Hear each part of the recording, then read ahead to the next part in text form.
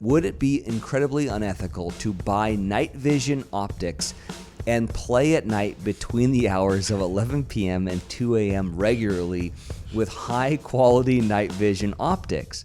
The kicker at the end, wife Yes. is on board. And by the way, anybody have any recommendations for high-quality optics? It's fucking really... Navy SEALs are like, I got something for you, Yeah, buddy. It's so good. And then the response to this is perfect. I think this is the most insane post I've ever seen on this subreddit. Sandbaggers, Vanity Indexers, Burnerverse, and all the like. You're listening to the Vanity Index podcast. It's powered by JLab. I'm Wells Adams. I'm Chad Mum. We got our Alps in. We're ready to roll, baby. We're ready to rock, bud. This is the last episode of season 1 before we head on over to the Golf Channel. I'm gonna miss this room, actually. There's a lot of good memories in this room. Yeah, you know, like we got the pod dog down there. The pod dog. We got a martini right now. Yes, it is our last episode of the year. It's also I think it's Thanksgiving week right now, so we're doing a little pre-holiday celebration. So cheers, my friend. Cheers to you. Congratulations on a great season 1. I know you're not new to television, but it's gonna be my first time being on television. I'm used to being behind the camera, so I don't know. I'm a little nervous. You're gonna have to. I'm not nervous, actually. I'm very excited. You are so pumped for this. You were built for this, by the way. I was built for this. But I am also a little nervous to see what happens to you with like a little bit of fame. We really could. It could be off the rails real quick, go real fast off the rails. But it's a big week, man. This is episode 40, which we started this show and planned on doing 10 episodes. I remember we were like, could we get 10 done? Yeah. And here we are after 40, and now we're going to be a television show. The podcast is ending. Not really, though. It's going to still be available. Yeah, you can still listen to it. Still listen to it, but we're going to make it. It's going to be a TV show as well. Yeah. We're building a whole new studio in the middle of Los Angeles. We're going to have amazing guests coming on. We got a whole bunch of them booked already. The studio is going to be sick. Any of our listeners come through LA, come and hang, come by the studio, hit some balls in the sim. We got a sim, by the way. There's going to be a sim in the studio. We should have a competition with like Vanity Indexers that want to come in and like compete against us and play Hammer on the sim. Oh, we should definitely play Hammer on the sim. Right? So we've been talking about like some fun stuff to do now that we'll have the simulator in like a full studio. Yeah. So what do we do with these celebrities that come in? Do we do like a one club challenge with them, or do we do close to the pin? But I feel like we got to do something with some money on it. Like we got to be gambling. Yeah. I'll tell you what I like. I like the idea of doing long drive because you can swing as hard as you want and like not be anxious about it. Yeah. But if it's like a 130 yard, Little poo. green, I might put it in the water. Yeah. Oh, yeah. You mean like I think 130-yard drive, but no, that's great. No. Well, it's Thanksgiving week, so I think this episode's going to be out probably the day before Thanksgiving. Yeah. I'm wearing my Skins Game hat, Wells, because the day after Thanksgiving, a couple days after this episode comes out, the return of the Skins Game. So just plugging our show. It's going to be on Amazon Prime. We tee off at 9 a.m. Eastern Time. We're the only live sports until 12:30 when like a Big 12 football game kicks off. And nobody cares about the Big 12. So you got Skins Game on Amazon Prime, straight into the NFL. It's Eagles versus the Bears. It's going to be an awesome game. Ooh. And then 2 national NBA games. So we're the opening day or the opening act of the greatest day in sports on Amazon Prime. Yeah. I've got Shane Lowry subbing in for an injured Justin Thomas. We got Keegan Bradley. We got Xander Schauffele. We got Tommy Fleetwood. $4 million on the line. We're doing this reverse purse. So each player is starting the match with $1 million in their bank. Love then it. when the skins are won and lost, it's coming out of the other guy's pocket. Yeah. So 6 holes, someone wins a $1.2 million skin. They go up by $1.2 million. Everybody else goes down. Are they getting paid to come do this? No appearance fees. So it's just We're staking them the money. So you it's like the eat purse. what you kill. You eat what you kill. Oh, I think it's going to be good. I think it's going to be really good. That was always my issue with like the match where I'm like, I don't know if these guys really care. They're playing for like Bitcoin. This doesn't seem like it means anything to them. But the second you say you have $1 million and the second you say now you have $500,000, they're going to be like, all right, let's go. Yeah, and if you don't win a skin, the way we have the whole setup, if you don't win a single skin, you'll literally go to 0 by the end because you can't it can't push at the end. So we have if no one wins 18 and clears out the skins, we go to like a playoff hole and then we do a chip off. So there could be like multiple millions of dollars on a chip off, which is going to be insane. Are they walking or riding? They're walking, baby. Okay. Yeah. And they're walking. Obviously, no carts. We're getting caddies. into a little bit of Ryder Cuppy stuff, right? You've got Shane, you've got Tommy, you've got Keegan and Xander. So do you think that they will like be friendly with their like countrymen? I think there's already some shit talking happening on a group text with those guys. Really? Oh yeah. And the Americans really want to take the Europeans' money. Yeah. Now, I think Xander wants to take everyone's money. And it's an individual game, so they're not teams. They're not playing as a team. Okay. But I think that they want to go out and make a statement. Yeah. And so I'm excited. Television producer. Mm-hmm. What would be the best outcome? I think the best outcome would be a Keegan Bradley, like, $4 million putt. Last hole.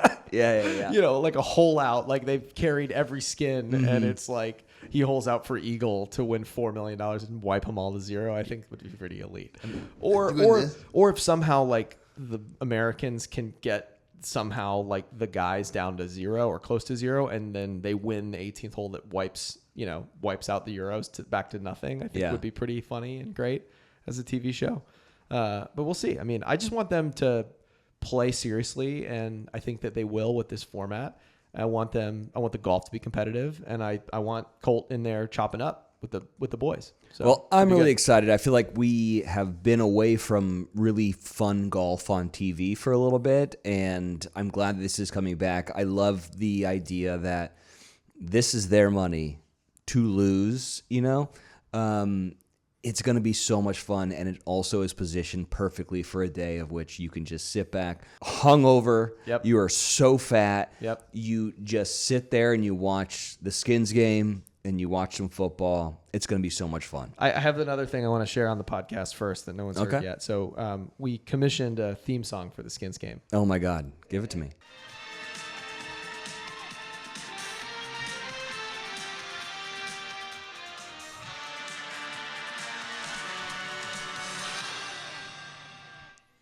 Is that John Tesh? It's got Round Ball Rock, doesn't it?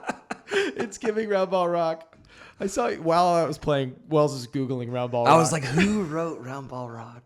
The fact that I know the name of the song and not the artist. It's so good. Yeah. That's awesome, dude. I think it's good. I think it's fun. Yeah. I mean, we have a couple of more concepts that we're doing. Yeah. I think keeping the Skins game pure is like the right call. And just like landing it back on Thanksgiving, bringing the logo back. My Round Ball Rock style song. It's nice. It's like about the aesthetic. Yeah. But I do think the reverse purse is going to get those guys like paying attention because, you're going to have a putt and you're going to watch all your competitors, money go down. I think that's going to feel pretty good. I don't care how rich you are. $1 million is a lot of money. Yeah. And also, by the way, when you go from $1 million to 400,000 in one hole, you're going to be like, I'm going to fucking kill that guy. Oh yeah. So I think it'll be fun. And anyway, we've batted around a lot of different ways to bring it back, and we ultimately came back with this idea of like, let's incorporate all the history of it. Let's, the broadcast is going to be chock full of like great Skins moments, and we kind of have like a vintage aesthetic for the graphics. Like it's going to be really cool. It'll be a really fun thing to just be like hungover, laying on the couch watching on the day after Thanksgiving. This is what I remember of Skins games. A lot of flyovers. We getting a lot of drone shots. You'll get drones, man. Yeah. I got drones. Okay. Yeah. It's only one group on the course. So, and we're not going to have rope and stakes. So you're literally going to be able to walk in the fairway right behind the players. You're going to get to see every single shot. When you get to the green, we're going to surround each green. There's going to be a little natural amphitheater. Panther National, super awesome golf course. It's going to really show off on TV. Yeah. I'm pumped for people to see it. And, we'll hopefully start a whole new tradition. So I'm pumped. I love it. We're right now enjoying dirty, dry martinis, gin martinis, because that's the only way to enjoy a martini. Which made me think about cheers, my friend. Well, by the way, before we get into this, Okay. This is a show that started kind of as a Hollywood adjacent golf show. It sort of pivoted, I think, a little bit to just be more about the kind of conversations you have with your friends at the golf course. Yeah. But there's a kind of a common phrase in Hollywood for your last shot. And what is that called, Wells? When you're making a movie and you're on the last shot of the whole movie and you're about to wrap. What's the last shot called? Do you know? I don't make movies. It's called the martini shot. Is it? It is. So even like you'll have like 80s and grips and stuff, and it's the martini. Martini's really? up. Martini's up. That's the last shot of the whole movie. Then everybody raps. Well, it's appropriate for today because this is the last shot that we've got for season 1. That's right. But it made me think about the great drinks that you have on the golf course, which brings us to Can't Knock It. It's time for our segment, Can't Knock It, brought to you by Knockaround, proud partner of the Vanity Index podcast. These guys make seriously awesome shades, and now they're the official eyewear of the PGA Tour. These ones are the Pacific Palisades. They also make a wide selection of performance shades designed to heighten contrast and definition and actually help you see the greens more clearly. It's wild how much detail you can pick up. Pacific Palisades. I know. What is that? Riv? Yeah, that's Riv. Baby. That's Riv, baby. That's Riv. If you want to try a pair, head on over to knockaround.com/golf and use code VanityIndex20 for 20% off your first order. Again, that's VanityIndex20 for 20% off. Some exclusions apply. Also, wanted to let you guys know that they're having a early Black Friday sale offering a free pair of shades on orders $30 and up between November 21st and 26th on Black Friday. It's 30% off site-wide with sales going through November 30th. Okay, so for most of us out there, we enjoy a good cocktail on the golf course. Can't knock a good cocktail on the golf course. First question, what is your go-to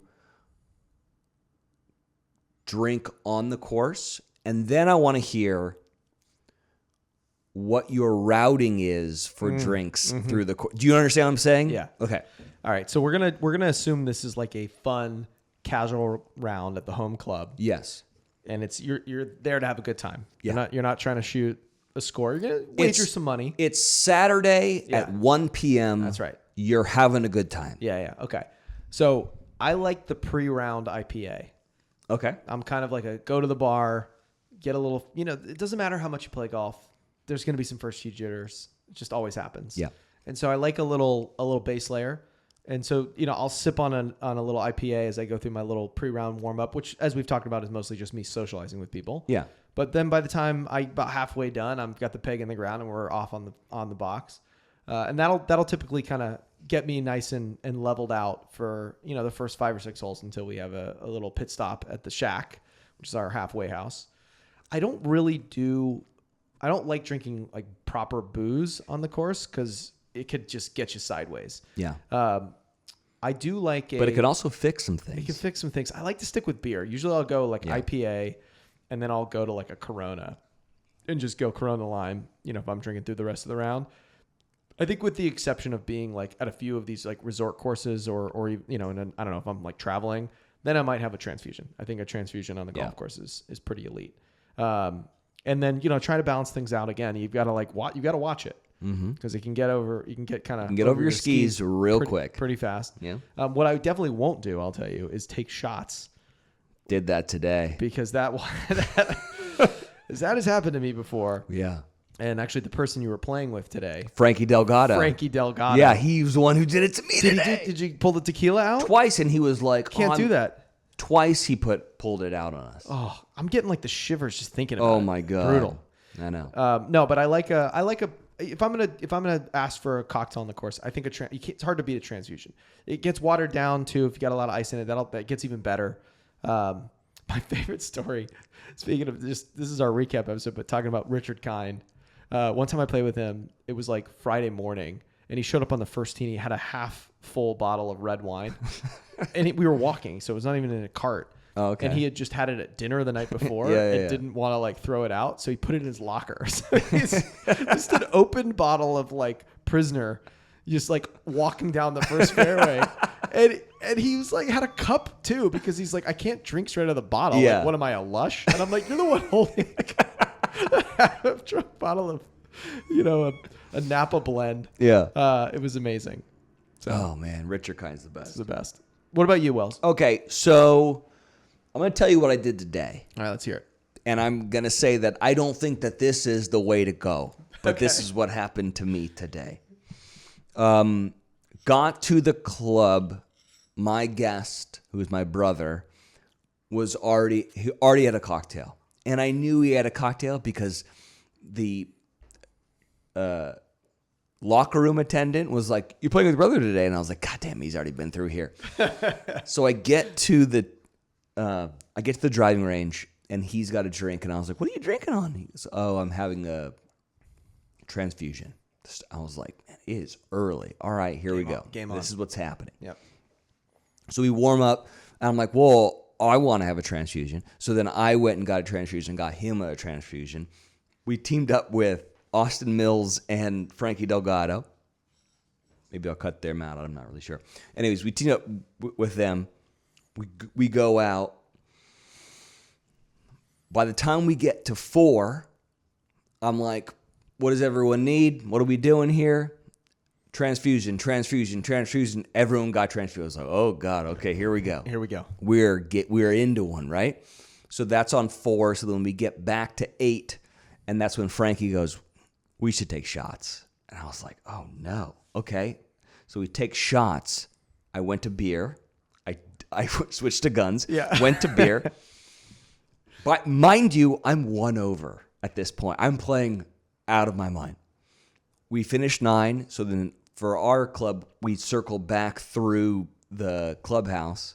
We went into the bar. Frankie goes, another round of shots. Oh, no. And I was like, oh, no.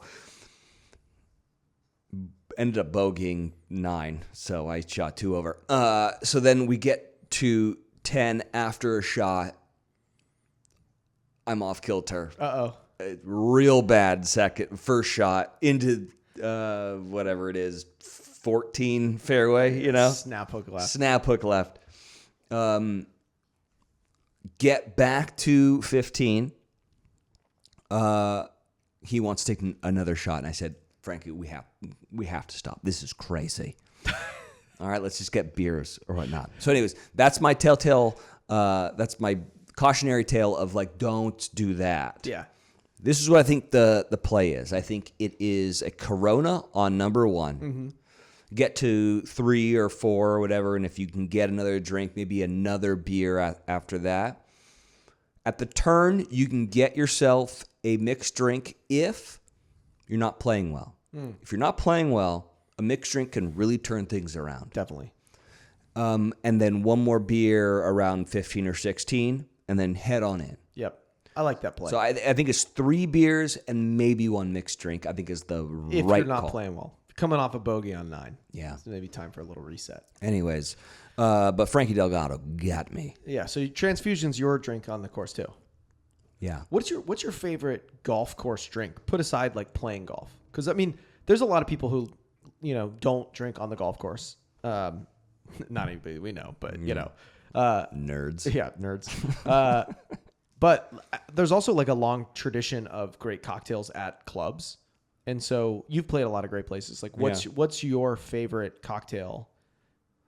The one that we have at our club I like a lot, which is the Fonseca, which is basically tequila. It's like half tequila and then and half an orange and then like some soda water. And the reason why I like that is because it's so much tequila, it bites, and you can't drink it really fast. Right. So it lasts like 4 holes. I don't know. What's yours? The South Side. Yeah. But no one knows the recipe to it. I know. As the resident bartender, I'm annoyed because I want to make this drink. I know. There's like a specific one at National Golf Links. Yeah. You can get them like in, a lot of the East Coast clubs. It's kind of an East Coast club thing. But the one at National, and they'll ask you if you want it with rum or vodka, or I guess you could do it with gin. Yeah. You're psycho. But it's got this like almost cloudy, it's so good. I don't know what's in it, but that's my favorite cocktail in the world to have like after a round of golf. A South Side at National Golf Links of America, the greatest cocktail you'll literally ever have. Yeah. The other thing too about clubs, a lot of times you get a sidecar. You order a martini like we're having right now. Yeah. You get a little sidecar action. Jesus Louise. Sidecar is money. It's like the only place they do sidecars these days: steakhouses and golf clubs. Yeah. And I feel like sidecar. You know another elite drink on the golf course? Tell me. The what do you call it? The duck box at Ohoopee? Oh yeah. A wood duck box. Wood duck box. Yeah. Yeah, which is like on the 10th hole at Ohoopee. Yeah. Off in the woods, there's a wood duck box, and it's got a bottle of Woodford in there, and it's got a bunch of little shot glasses, and you go and take a shot before you hit the 10th hole. I feel awesome. like every good golf course should have that. There's one at Cal Club as well. Sometimes they're in the ground. Yeah, the Cal Club one's like built into a stump of an old like redwood tree. It's sick. I've seen them where they're like in what looks like it's irrigation a system. Yeah. And only a few people know about it. And then like I think the Ohupi one's pretty elite, but the greatest one is at Cypress, which is where that caddy lived for a while. That's awesome. You can't knock a good on-course cocktail. You cannot. I got to say, actually, coming all the way back around, having a shot of tequila at the Cypress place where the guy used to camp and lived, the caddy, overlooking like the 15th and 16th, that's the best on-course cocktail you could ever have. 100%. Like, no question. And also the view is just insane. And then you're like, all right, let's now go to 16. Yeah. It's funny, too, because they do that, and like that is not a course that you really drink at. Yeah, it's not at all. Like they don't. I mean, I think you could maybe get a cocktail at the little. They have like a tiny little halfway house. It's not even like a big one. Around 4, they've got like where you can get like they have cookies and like sodas, but there's no alcohol. There's no alcohol there. Yeah. No. They also have like a little. One of my favorite things too, where they have the giant thing of like cheese spread and the Ritz crackers. Oh yeah. And there's always like a cheese spread and like some peanut butter, and you got that like fat butter knife thing that you just kind of run through there and make yourself a little snack. Yeah. They do that at National too. It's good stuff. It is good stuff. All right, it's time to look back at season 1. This is going to be a lot of fun. We sent our producer, Daniel, I said what my favorite was, you said what your favorite was, and then he clipped them for us. So I thought we would kind of go through it. Let's relive them. You want to do yours first? Yeah, let's start with mine. Okay. One of my favorite guests from season 1, Billy Bush. I mean, just an absolute legend. One of my favorite people to play golf with. Taught me the Poli game. Degenerate gambler and on-course raconteur, I should say. Yeah. Just one of our more animated and fun guests. Somebody we absolutely have to have back on once we're on the Golf Channel. Billy is welcome on the show at any time. And his swing tip advice, I think, takes the cake for my favorite moment from season 1. So let's hear it. Favorite golf swing thought. So, can I say this? Yeah. I just was entertained. It's new. It was just given to me by a guy who's a Los Angeles Country Club member and a 0 handicap. I said, my partner is struggling. He's Howard. He's getting killed. He said, I got a new swing thought for him. It's worked for me for years. I go, what is it? He goes, soapy boobs.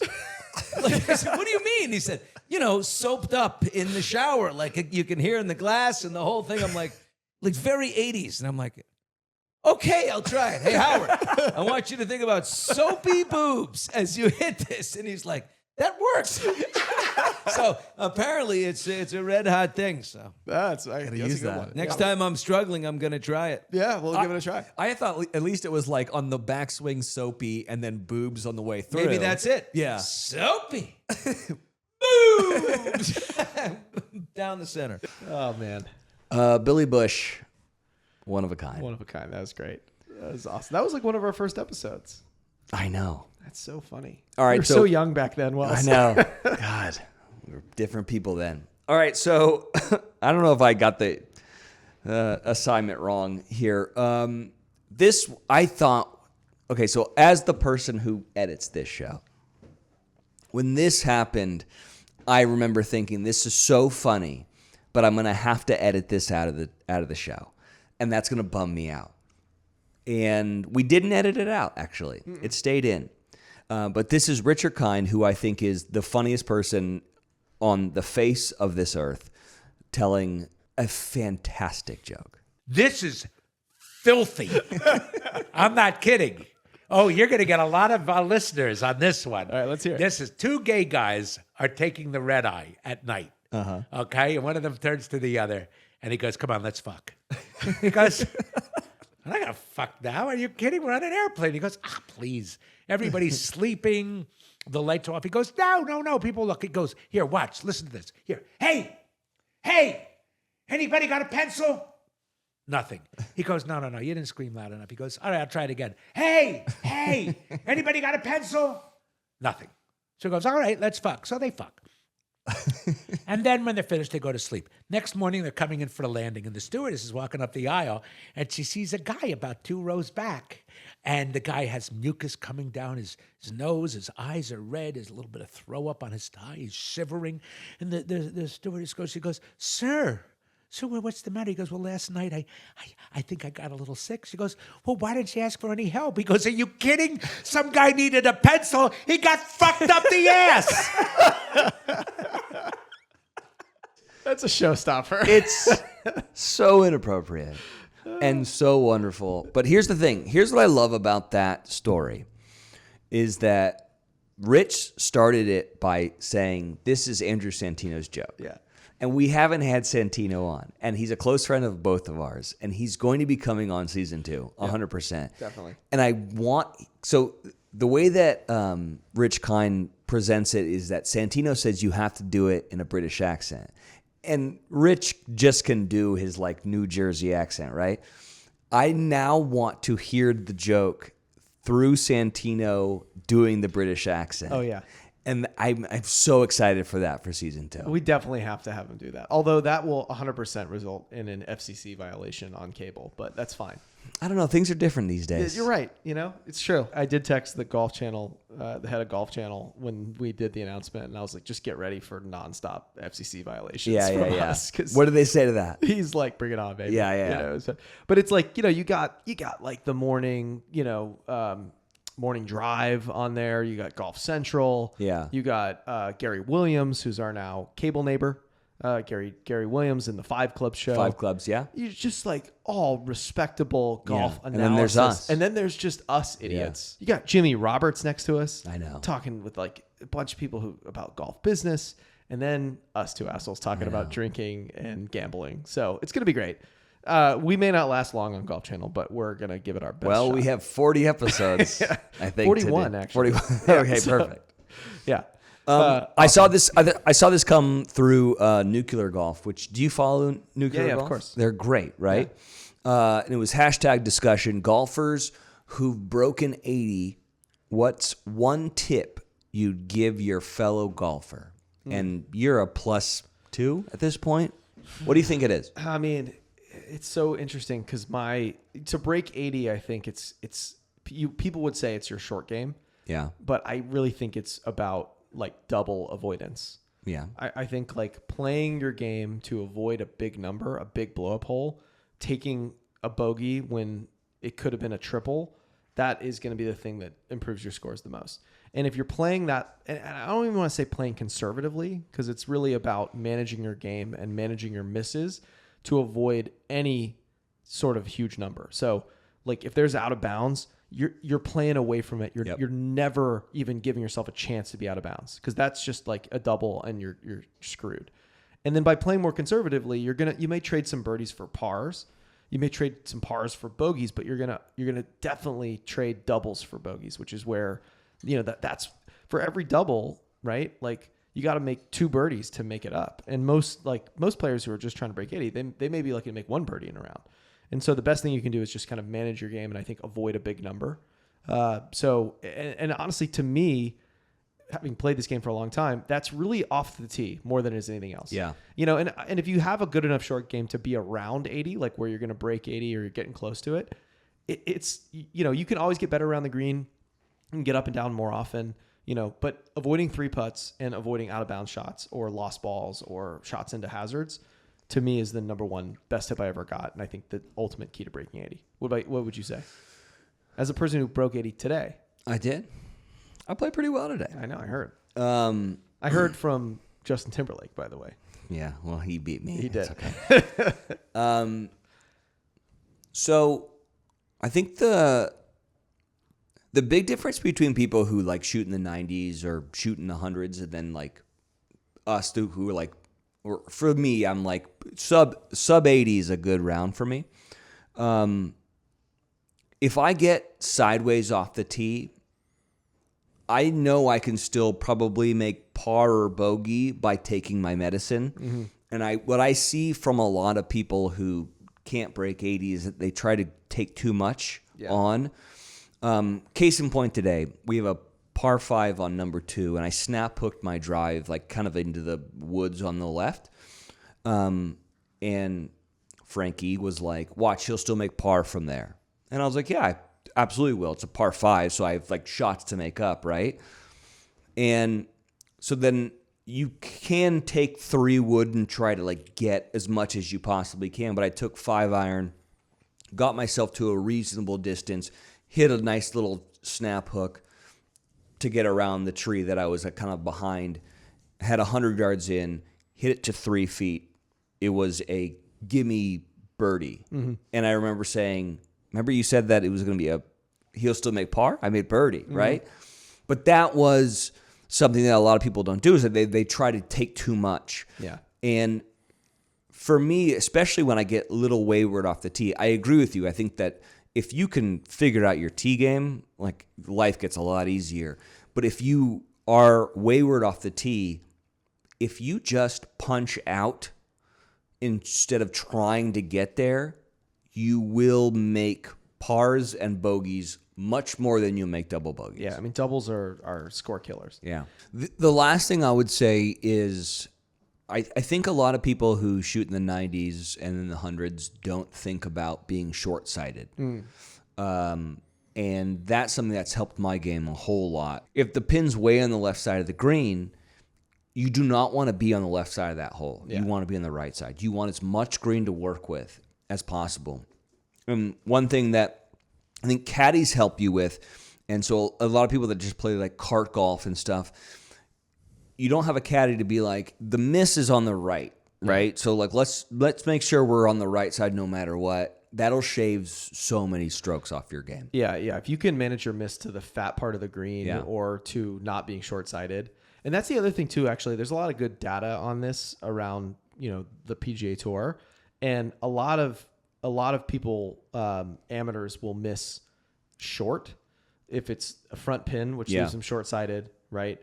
Or if the pin's in the back, they'll miss long because they're trying to hit more club. Yeah. And I think it was like, actually, I want to say it was about Scotty Scheffler. It was. I remember this one. Where like I think it was Luke Cardenine from Golf Digest. Was the British guy. Yeah. Luke Cardenine, LKD. And he had this whole thing where Scotty Scheffler, more than any other player, was like, he was short-sighted less often than anybody else. And that's because like if the pin's in the back, he's never going to hit enough club to be over the green. He'll always be pin high or short. And vice versa. Like the temptation, I think, really the point he was making in his video was that like a front pin is very tempting to a PGA Tour player to hit it close. Yeah. And so they'll try. They hate the feeling of being like over the flag, putting back downhill. And Scotty, more than anybody else, like does not care. Yeah. Like he'll hit it past the flag because the chances of he'll just never be short-sighted. And you got a downhill putt; those are tough to make, but you're never short-siding yourself. And that is like, I think, that was a clear key to Scotty's kind of approach thing. And I think part of why people kind of talk about his game being really boring, because it's like give yourself a lot of 15-foot putts and you're going to make a few of them and you're just not going to make any mistakes. Fairways, greens. Yeah. That's what he is. Yeah. One of my big gripes with the gun, like the laser, right, is that exact thing. Because it gives you the exact number to wherever that pin is. And if you're short, it doesn't help you. And why I love the watch so much is because the watch gives me center of the green. Yeah, that makes sense. And if I'm in the middle of the green, I'm on the green probably, right? Yeah. I remember playing golf with Ole Miss golfers, and they used to do a thing. I think I've talked about this on the show, where the coach would take all the pins out for the entire 18 and be like, "Go play. You'll see where the holes are when you get up there." So everyone played to the center of the green, and then it was like, okay, what did everyone shoot? Everyone, 100%, played better than when they knew where the pins were. Mm-hmm. And so a long diatribe to say that, like, if you just go for the middle of the green, it's a good chance you'll score. Yeah, and then avoid the doubles. It's time right now for our segment, Overheard from JLab. From the lab to the course, JLab Tech is trusted by the pros with gear engineered in the lab, built for every practice, every flight, and every moment you need to lock on in. Yeah, all year we've been filming this show. I've been using these JLab Studio Pro headphones. They're great. I'm about to be flying to Florida for the Skins game, so I'll be rocking the Bluetooth headphones. And they don't just make headphones. They make Bluetooth speakers, earbuds, and more, designed for life and respecting of your budget. So look for the blue box at retailers everywhere, or shopjlab.com.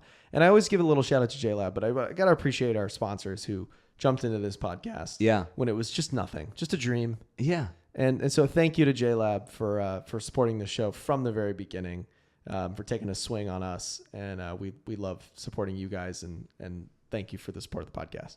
I love this one. This is from Reddit. General discussion. Can I golf with night vision? Subject line ? So here's the deal. I live about 200 yards from a municipal course that's very walkable, and I'm very familiar with it. I have young children, and it's difficult for me to golf as much as I would like. I have a season pass that allows me to golf as much as I'd like on this golf course. Would it be incredibly unethical to buy night vision optics and play at night between the hours of 11 p.m. and 2 a.m. regularly with high-quality night vision optics?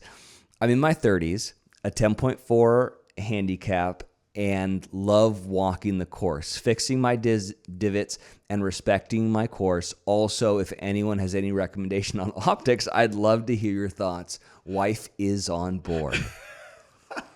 The kicker at the end, wife is on board. And by the way, anybody have any recommendations for high quality optics? It's fucking really... Navy SEALs are like, I got something for you, buddy. It's so good. And then the response to this is perfect. I think this is the most insane post I've ever seen on this subreddit. Yeah. And yet also the most relatable, because who among us has not had this exact thought? As a father with young kids, like, you never get to play as much golf as you want. And your days are busy with the children, and you never play. I mean, we talk about this. I never play on the weekends. Yeah. Fortunately, I work in golf, so I get to. That's my excuse to my wife. Like, this is a business round. Yeah. She's like, oh, it's the third one this week. It's like, it's business. Sorry. Yeah, sorry. But I mean, this is awesome, and I do think it's probably against the rules, but is it unethical? Yeah. It's if you're a season pass holder. How many times do you think he could do this before he gets caught? And who do you think is going to catch him? And what do you think they're going to say? Yeah, I don't know. I think this is awesome, and you should go do it.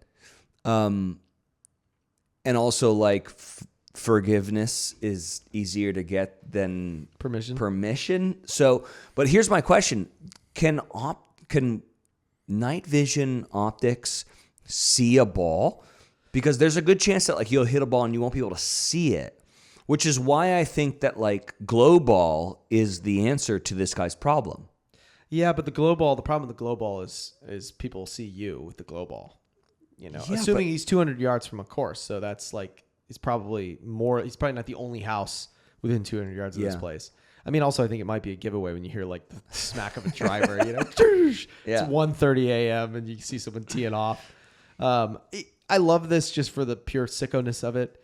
I don't know with how swinging with like high quality military grade night vision optics is going to do for your golf swing. I mean, I would assume it's probably going to get in the way a little bit. Maybe. But maybe you just like can hit it and then you put the optics on to go find it and then you're walking after it. I just want to know, like, if you started doing this, and I'm just going to assume that this guy lives in a neighborhood, right? And this neighborhood is adjacent to this muni course. Yeah. And because of just I'm reading the demographics of this guy. He said he's in his 30s. He's got young kids. My assumption, he lives in a subdivision where there's a muni course. That means there's other dads in that subdivision with young kids. There's a very good chance he'll have a foursome within 1 month of guys at 11, p.m. at night in their night vision optics, spotting for each other. And that would be the greatest group of golf guys maybe in the history of golf guys. Here's the thing. We have a podcast, which is now turning into a television show. I feel like we can probably reach out to night vision optics people or like we should try the military and see if we can go do it. I think we should do this. I've done some night vision golf ball stuff, night golf balls. Yeah. When I was a kid, they Glow used to balls. the glow balls. They used to have you literally do like a little glow stick. Yeah, and you you'd put stick it in there, yeah. Now they're like all fancy. They're Oh, like yeah. LEDs. But they suck. They though. suck. They're super hard. The old style was much better. It's way better. They're real like urethane golf balls. Yeah. The ones now are like hard. I wouldn't even hit a driver with. When them. you have Big to red like gloves. throw them down to like turn them on. Yeah. And then sometimes they get turned off. Yeah, it's very satisfying to watch a glow ball fly through the air, though. Oh my God. It's incredibly satisfying. It's nom. It's not. Like I guarantee you that if he ever actually did this, there's definitely another dad in the neighborhood that's now doing it with him. Oh yeah. So Those guys are hanging they're out. having the best time. Oh, yeah. Their wives are friends now. It's gonna be great. All right, last thing coming from BTG Bow-Tied Golfer. Types of guys you'll encounter at an elite club. I feel like this is a good way to end the show. I mean, this is like if you had to summarize season 1 of the Vanity Index podcast, it's basically this post from Bow-Tied Golfer. The country club stick, mid-40s with gray hair and a 3-wood from the 90s. I feel like this is you right now. Makes everything inside of 8 feet. Yep, that's Chad, and has lead tape on most of his clubs. Not Chad, but I'm actually surprised. Is on his 3rd wife, not Chad. Not me, no. But you are kind of this guy. You're in your mid-30s, so you're not there yet. Late 30s, but yeah. I'm on my way. Yeah. This is aspirational here. Other than the 3rd wife part, I'd kind of like to keep my current wife. To be honest with you, this is me, actually. I have gray hair. You don't have gray hair. What are you talking about? I got a lot of gray hair. Okay, the next one. Senior country club stick. I do love the senior country club stick. Yeah. Formerly a renowned country club stick, but is now in his early 70s. Shoots his age weekly, but regularly complains he doesn't hit far enough. Understood.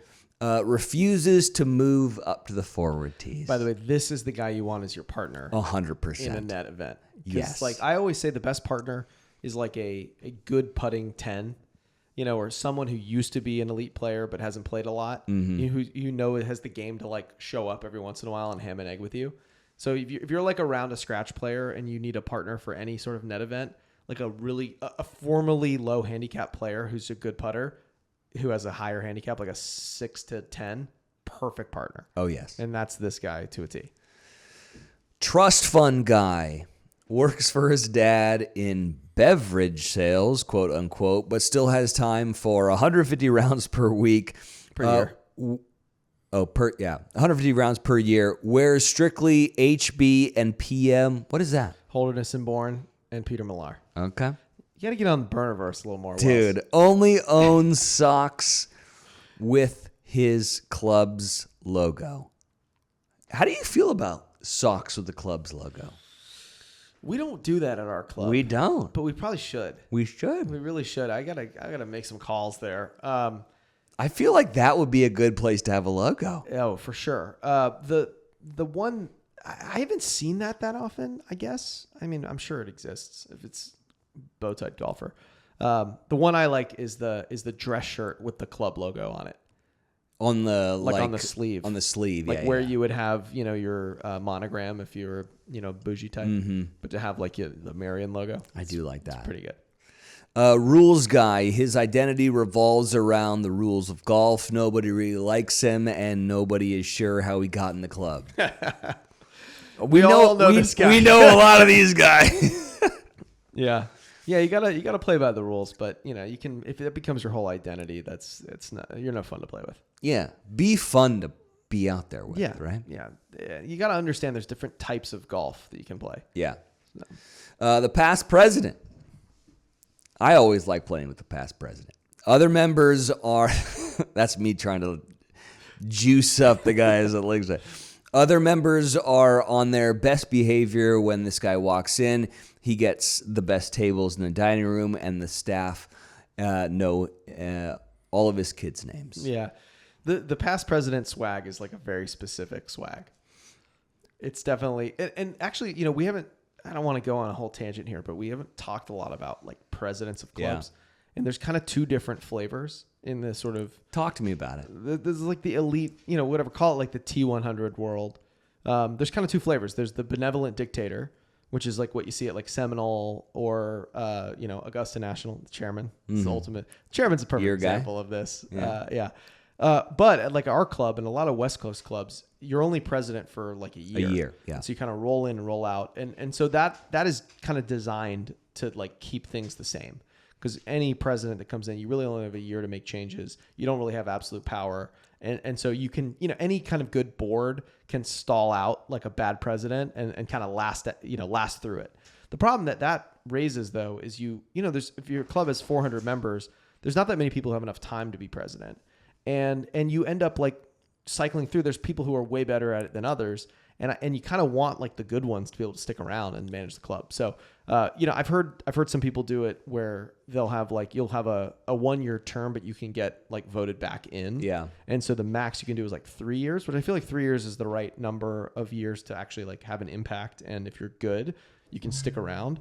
But I do think there's something about I was talking to a president of a top 50 club who has the sort of 3-year rule. So, he was on his second term as president or second year of a 3-year stint, hoping to get, the third year. And what he was saying that even in that scenario, the hard part is when you're coming back from being a president, you're rejoining the membership and you've only been the president for, call it 1 year or 3 years max. And you've got to be like with your friends again. Yeah. And so you can't make hard decisions that are unpopular, but maybe are in the best interest of the club long term because you're just one of the guys again, or just one of the members. And so part of the benefit of, chairman or call it like Jimmy Dunn at Seminole, you can make unpopular choices that are ultimately in the best interest of the club because you are like this steward that's kind of bigger than any member. And then at the end, you're not like rejoining polite society. You're like dying. You're off and you're in a whole nother category. And so I like that. And actually the example from one of these clubs that I heard recently was of a benevolent dictator kind of making a hard decision, but being the right one for the club. This club was redoing their golf course and it was like a restoration project. And his decision was to do the front 9 1 year and then wait and do the second 9. It ended up being a lot more expensive to do it that way because the members, it's obviously a lot cheaper to just do it all at once. But his philosophy was like, look, we're going to do it once and we're going to do it right. And so we're going to do the front 9 and we're going to see things that we liked. We're going to see things that we don't like. Gives us a chance to go back next summer and fix the things that we didn't like. And yeah, it's more expensive, but ultimately it's going to result in we're never going to have to redo this again. So you get it right the first time you try it. And that's the thing you see when you have rotating presidents is a lot of these kind of same problems that the clubs have that they try to solve, but you can't really go far enough and do the unpopular thing to fix it once and for all. So you end up just with these like little Band-Aid fixes. And that's a hard thing to overcome. Anyway, there's a random like very private club-y kind of politics thing, but I think it's interesting. Anyway, coming back to our list here. The next one, the range rat, former D1 stick turned insurance salesman. There's one of these at every club, I feel like. Oh yeah. Loves the game and is always at the range grinding. This is Mookie Betts, by the way. Has lost the country club stick in 5 straight club championships. This is Mookie Betts if this person was a World Series champion twice over. I mean, this is such a great archetype. You see these at every club. Yeah. It's always insurance. They're never people with like. I mean, insurance is a real job. For sure. But there's something about Trip Morris right here. Insurance salesmen have the best. That if you're going to pick a career, if you're a young person in college, all right, so we know there's burn-averse people listening to this, and I'm hoping you're listening to this in your frat house or in college in your dorm room, and you're hearing us talking about this world that you're going to come and be a part of when you get into the real world. If you want to play a lot of golf, be in insurance. Absolutely, that is like 100% the best move. Yeah, because if you're in banking, you're going to end up you're going to be skipping weekends. You're going to be doing analysis. There's going to be deals that have to get done. You're making spreadsheets. Like, if you're an entrepreneur, I mean, that's not a 9 to 5. It's a nonstop grind. It's 24 hours a day. Either be an actor, especially during a writer's strike, or be in insurance. It's perfect. The class clown, Loved by all, including staff. He's probably 15 pounds overweight and can drink anyone under the table. His idea of a warm-up is a Bloody Mary. Everybody loves these guys. I mean, this is the heart and soul of every club. You know? Yeah, no, and they always look like they, they're always the red cheeked, rosy red cheeks. Oh, yeah. It's like, they're just never sober. They've but got they're a never drunk either. It's like the perfect. They never get drunk. No. They have like the cigar holder with like the stick, you know, Yes. like goes in the ground. Like Yes. you're like, you're the coolest guy in the world. It's the best. Yeah. Yeah, they know everyone's name too. Of course. Yeah, it's the best. Love the class clown.